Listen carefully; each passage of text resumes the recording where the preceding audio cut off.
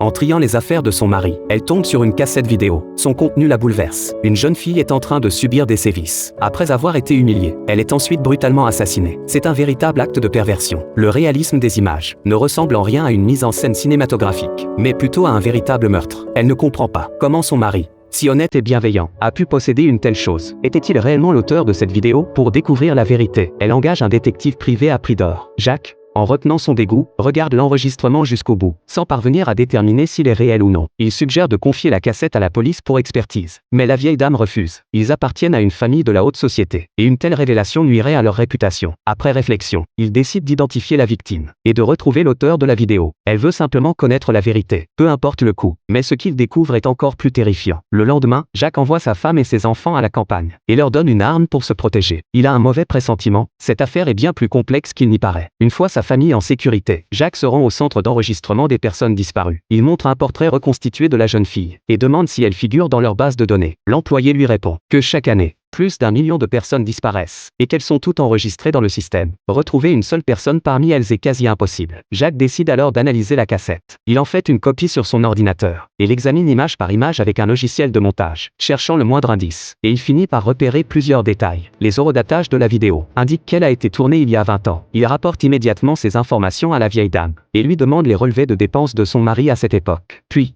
il imprime des images extraites de la vidéo. Sur l'une d'elles, il remarque un détail crucial. L'homme tenant le couteau a un tatouage en forme d'étoile à 5 branches sur la main. C'est une piste capitale. Pendant un mois, Jacques passe en revue tous les dossiers de disparition. Finalement, il retrouve la trace de la victime. Elle s'appelait Jenny. Elle a disparu il y a 20 ans, alors qu'elle n'avait que 16 ans. Ce qui signifie que la vidéo montre les derniers instants de sa vie. Pour découvrir la vérité, il doit interroger la famille de la jeune fille. Jacques se fait passer pour un enquêteur spécialisé dans les disparitions, et rend visite à la mère de Jenny. Il lui demande ce qui s'est passé avant la disparition de sa fille. La mère explique que leur relation était très tendue. Jenny ne supportait pas son beau-père, et ils se disputaient sans cesse. Chaque fois qu'elle rentrait, elle sentait l'alcool et portait des traces de baisers. Furieuse, la mère la frappait violemment. Puis, Jenny quittait la maison en colère. Mais un détail trouble la mère. Le jour de sa disparition, Jenny n'a emporté aucun vêtement, ni laissé le moindre mot.